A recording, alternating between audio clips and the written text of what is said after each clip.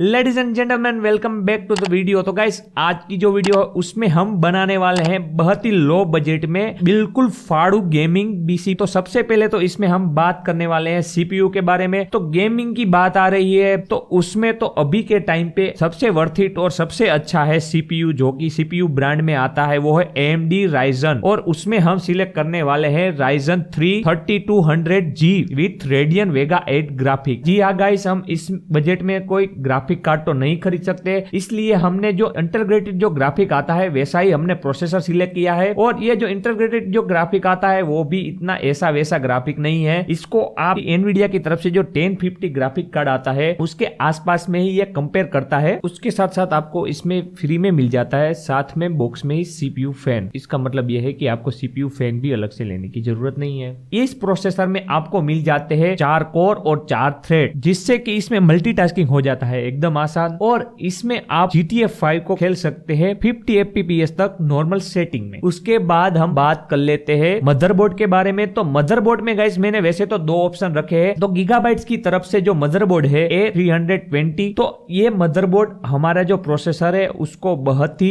अच्छी तरीके से हैंडल कर सकता है और बहुत ही अच्छी प्राइस में ये बहुत ही अच्छा मदरबोर्ड है। अगर 3000 से 3200 के आसपास मिलता है तो अगर आपको गीगाबाइट की ब्रांड पसंद नहीं है तो मैंने आपके लिए दूसरी ब्रांड का भी एक मदरबोर्ड सिलेक्ट करके रखा है, जो कि है MSI की तरफ से A320M A Pro। तो ये भी एक AMD चिपसेट सपोर्टेड मदरबोर्ड है और इसको आप खरीद सकते हैं ऑनलाइन 3890 रुपीज में अगर ऑनलाइन खरीदेंगे तो, बट ऑफलाइन में आपको ये 3200 में मिल जाएगा ऑफलाइन खरीदते हैं तो मैं आपको हर एक जो यहाँ पे प्रोडक्ट दिखा रहा हूँ उसको मैं सजेस्ट करूंगा कि पहले तो आप ये सारी चीजें ऑफलाइन मार्केट में देखिए। वहां पे मैं 100% श्योर हूं कि इससे आपको कम प्राइस में मिलेगा अभी के टाइम पे। अभी मदरबोर्ड और प्रोसेसर की तो बात हो गई, उसके बाद हम बात कर लेते हैं रैम की बारे में। तो रैम में मैंने सिलेक्ट की है इस बजट में एडेटा की तरफ से आने वाली XPG gaming D30 DDR4 8GB RAM. जो बजट जो हमारा लो है इसके लिए मैंने 8GB सजेस्ट की है, बट अगर आगे जाके थोड़ा सा बजट आपका आता है तो मैं आपको सजेस्ट करूंगा कि और एक आप 8GB की रैम खरीद लेना, तो 16GB रैम हो जाएगी। वैसे तो ये 8GB में भी बहुत ही बढ़िया तरीके से गेमिंग हो जाएगी, बट 16GB में जो मजा आएगा ना गाइस वो अलग ही है। तो फिर बात कर लेते हैं हम स्टोरेज के बारे में। तो स्टोरेज में मैंने सिलेक्ट की है SSD, जो कि आती है वेस्टर्न डिजिटल की तरफ से 240GB वाली, 2000 के आसपास आपको मिल जाएगी ऑनलाइन मार्केट में। अगर ऑफलाइन मार्केट में अगर आप ढूंढेंगे तो आपको 1800 के आसपास आपको मिल सकती है। अभी मैंने यहाँ पे SSD सिलेक्ट की है, हार्ड डिस्क सिलेक्ट नहीं की है, क्योंकि सबसे पहले तो गाइस जो मैंने जो सारा हार्डवेयर आपको रिकमेंडेड किया है उसके मुताबिक अगर आप SSD सिलेक्ट करेंगे तो ही आपको जो सही परफॉर्मेंस है वो आपको देखने मिलेगा। और अगर हम हार्ड डिस्क और SSD दोनों खरीदेंगे तो इस बजट में फिट नहीं बैठेगा। तो मैं आपको सजेस्ट करूंगा कि पहले तो आप SSD खरीदिए, ठीक है। फिर थोड़ा सा बजट बचता है आपका तो आप ऑफलाइन मार्केट में कहीं से भी ओल्ड हार्ड डिस्क भी ढूंढ सकते हैं अपना जो भी डेटा है उसको स्टोरेज करने के लिए, और इसको आप यूज कर सकते हैं OS गेमिंग और एप्लीकेशन को इंस्टॉल करने के लिए। अभी इसके बाद बात कर लेते हैं, ये सारी चीजें आपको कनेक्ट करने के बाद इसको पावर भी तो चाहिए। तो पावर के लिए हमें लगेगा पावर सप्लाई। तो पावर सप्लाई में मैंने सिलेक्ट की है एंड स्पॉट की तरफ से आने वाली 450 वोल्ट की पावर सप्लाई, जो कि आपको ऑनलाइन में मिल जाएगी 1600 रुपए में, बट अगर ऑफलाइन मार्केट में अगर आप ढूंढने जाएंगे तो